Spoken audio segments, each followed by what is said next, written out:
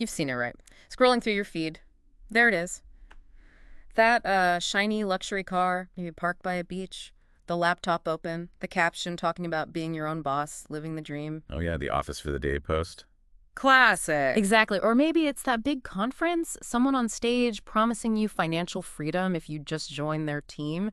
That's the really glossy image of multi-level marketing, or MLM, that they put out there. Incredibly seductive, that image. It really is. But then, Yeah. well, then you hit the reality. I was looking at this 2024 FTC analysis, Federal Trade Commission, and get this, 99%, a staggering 99% of people who join MLMs actually lose money once you factor in all their expenses. 99. It's almost unbelievable when you first hear it. Right. It just floored me. For every one person showing off that car, there are like 99 others probably racking up debt. It's a statistical nightmare hidden behind that perfect picture. So today, that's what we're digging into. We're going beyond the hype, beyond the glamorous posts.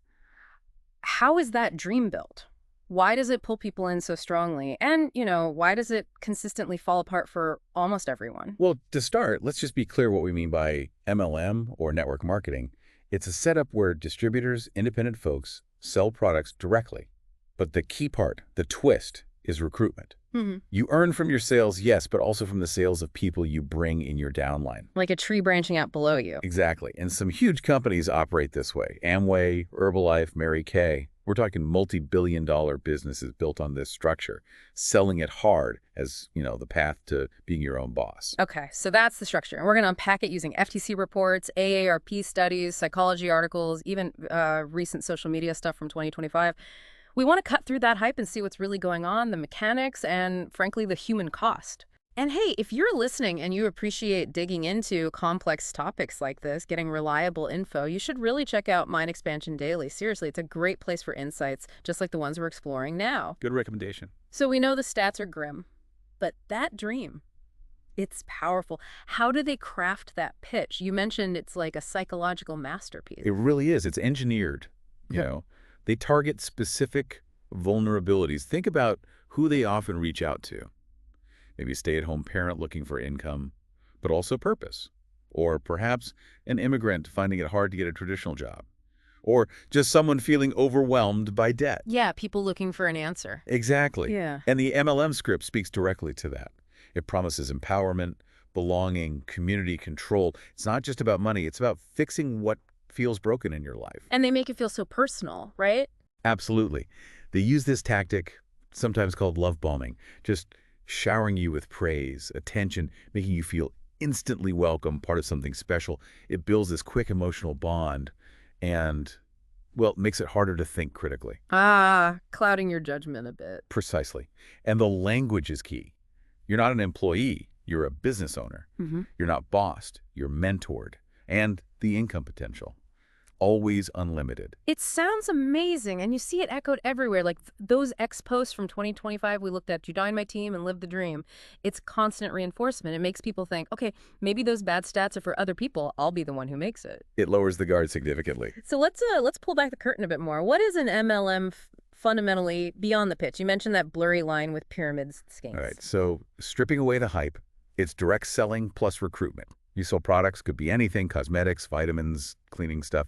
But the real engine, the thing that promises big money, is building that downline, recruiting others. Right. Now, the FTC, the government agency, has a definition for a legal MLM. It's supposed to be focused on actual retail sales to real customers out there in the world. People buying the product to use it. Makes sense, like a normal business. Kind of. But an illegal pyramid scheme is different. Its main income isn't from selling products to the public. It's from recruitment fees, or forcing recruits to buy huge amounts of inventory that they can't realistically sell. The product becomes secondary. The real goal is just pulling in more people and their money. And this is where it gets tricky for MLMs. Very tricky. Because that 2024 FTC report found something crucial. In most MLMs they studied, a massive chunk, like 85% of the revenue, comes from within the network. It's the distributors themselves buying the products. What, 85%? So the distributors are the main customers? Effectively, yes. They're buying to meet monthly quotas, to stay active, to qualify for commissions, not necessarily because there's huge outside demand. And that finding, It really pushes many MLMs dangerously close to that pyramid scheme definition. It sets people up to lose money because the market isn't external, it's internal. Wow. Okay, so that explains a lot about the 99% loss rate. It's a core part of it. So, someone signs up, feeling hopeful. Then what happens? The dream starts to fade pretty fast, I gather, those initial costs. Yeah, they hit you right away. Yeah. The starter kit. It's pitched as your essential business investment, but it can be anywhere from, I don't know, $100 to literally thousands of dollars. Ouch. And that's just the entry fee. The real kicker is the ongoing cost, those monthly quotas we mentioned. To earn anything, you usually have to sell, or often buy, a certain amount of product each month. So if you can't sell enough to real customers, You buy it yourself. It's a pay-to-play system. People end up with garages, basements just overflowing with products they can't shift, often paid for with credit cards, digging them deeper into debt. and it's not just the products, is it? There are other costs. Oh, absolutely. Mm. Training seminars, big rah-rah conferences, webinars, personal development books, and tapes. All framed as crucial, mandatory even, for success. And they all cost money. Tickets, travel, materials. Right. I saw that X post you mentioned from 2025, someone lamenting spending $500 on training and still having zero sales. That sounds about right. It's sadly typical. There's this constant pressure to invest in your business, which means shelling out more and more money for events, for marketing tools, for everything. It's a constant outflow of cash. That AARP study finding 47% lose money, that starts to make perfect sense. It's like the system is designed to extract money from the participants themselves. At the end of the day, that's often how it functions, yeah. Mm. Which brings us back to those really stark numbers about success. The statistical impossibility, you called it. Lay it on us again. Okay, so the FTC research, including that deep dive into 70 companies in 2024, consistently points to that 99% loss rate after expenses. It's not an exaggeration, it's the finding. 99% lose money. Let's break it down slightly differently based on their findings. Take 100 recruits, nearly half, 47, lose money outright. Another 27 just break even, basically working for nothing. So that's what, 74 people making zero or less? Exactly. Only 26 out of 100 make any profit at all. And for most of those 26, the profit is tiny, often less than $1,000 a year. That's like $84 a month before you even deduct their expenses for products, training, travel. Which could easily wipe out that profit. Easily. And the number who make a decent income, say $25,000, that's maybe 3 people out of 100, and hitting 6 figures, $100,000, you're looking at 0.05%. That's literally one person in 2,000. So it's less like starting a business and more like buying a lottery ticket, but one where you also have to work really hard and alienate your friends. That's not a bad analogy, unfortunately. And look at the long term. That 2025 Direct Selling Association survey, it found 95% of MLM participants quit within 10 years. 95%. Wow. How does that compare to, say, regular small businesses? Well, about a third of traditional small businesses make it to the 10-year mark. So 95% quitting in MLMs versus maybe 67% closing in small business. It's a huge difference. It really suggests the MLM model isn't built for sustainable businesses. It's built to constantly churn through new recruits. Success isn't the norm. It's a statistical blip. These numbers are just devastating, really, which leads to the question, how do they keep signing people up? How do they hide this reality? Well, they get very clever with how they present information. Take those income disclosure statements, the documents supposed to show what people earn. The 2024 FTC report basically called them exercises in confusion. How so? What tricks do they use? Lots of them. They'll spotlight the massive earnings of the tiny few at the very top, making it seem achievable. But they'll bury or completely omit the data for the 99% who are losing money. Ah, the classic cherry picking. Exactly. And they almost always report gross income, not net profit. They conveniently leave out all those expenses we talked about, the cost of goods, the training fees, the travel, the marketing materials. So the numbers look much better than they are. And I heard sometimes they even leave out people who earned nothing. Yes. Some actually exclude the zero earners from their calculations entirely.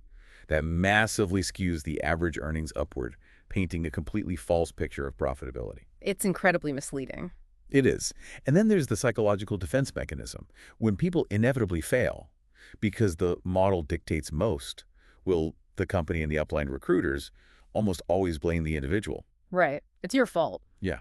You didn't work hard enough. You weren't positive enough. You didn't really want it. Remember that 2025 X post? MLM told me I failed because I didn't think positive enough. It's sarcastic, but it captures that perfectly. And that protects the company, right? Yeah. Keeps the focus off the flawed system. Absolutely. It traps people. They start blaming themselves, thinking maybe they just need to try harder, buy more training, attend more events, invest more money they don't have. It keeps the illusion alive while they sink deeper. Wow. Okay, beyond the money, which is clearly a huge issue, there's the social and psychological side. You mentioned turning friends and family into targets. Yes, and this is often one of the most painful parts for people. There's immense pressure, sometimes subtle, sometimes very direct, to pitch your products and the opportunity to everyone you know, your warm market friends, family, neighbors. That must get incredibly awkward. It does more than get awkward. It often destroys relationships. People start avoiding you. They feel used. That 2024 study found 2/3 of people who quit cited discomfort selling to loved ones as a major reason. It feels wrong to monetize those connections. I can imagine. And what about the internal culture? You said cult-like? It can feel that way for many. There's often intense pressure to conform. If you raise questions or express doubts about the company or the methods, you're labeled negative or uncoachable. Failure is never the system's fault. It's always presented as a personal failing. You lacked belief, you didn't follow the script, whatever. That sounds like immense pressure. It is. You combine that toxic positivity, where only optimism is allowed, with the constant FOMO, the fear of missing out on the lavish lifestyle promised if you just stick with it. It creates a huge amount of stress and anxiety. And there are actual mental health consequences. Yes. That 2025 Psychology Today article was quite striking. It linked participating in MLMs with a reported 20% increase in mental health issues like anxiety and depression. It's the emotional wreckage left behind when that dream proves unattainable for nearly everyone involved. So pulling it all together, what's the final word here? I mean, the conclusion from all this evidence seems pretty clear. The promise of financial freedom via MLM entrepreneurship, for 99% of people, it's just not real. It's a mirage. It leads most participants into debt, damages relationships, wastes incredible amounts of time and energy. The model fundamentally relies on constant recruitment, not sustainable product sales to the general public. Wealth gets funneled upwards to a tiny group, while the vast majority at the bottom are the ones actually funding it through their own purchases and efforts. Okay. So for our listeners, what are the absolute key things to watch out for? The big red flags. Number one, is the main focus on recruiting others rather than selling products to actual customers? Huge red flag. Number two, are you required to buy inventory, especially large amounts, or pay regular fees just to stay involved or qualify for commissions? Red flag. Number three, are they making claims of easy money, guaranteed success, or lavish lifestyles with little effort? Major red flag. So it's less about the specific product, the lipstick, the shakes, whatever, and more about the structure and the promises being made. Exactly. They're not really selling a product. They're selling a dream that, when you look closely at the numbers and the structure, just doesn't hold up for almost anyone. And remember, if you want to keep digging into complex issues like this with solid info, Mind Expansion Daily is definitely worth checking out. Definitely. So here's something to leave you thinking about. Yeah. We've seen the stats, the tactics, the human cost. It seems undeniable. So why? Why does this MLM dream, despite everything, still hold such powerful appeal in our society today? What does that persistence tell us about maybe our own hopes, our vulnerabilities, our desire for quick fixes? And maybe how can understanding this phenomenon help you be more critical, more aware when you encounter other big promises in your own life? Something to chew on.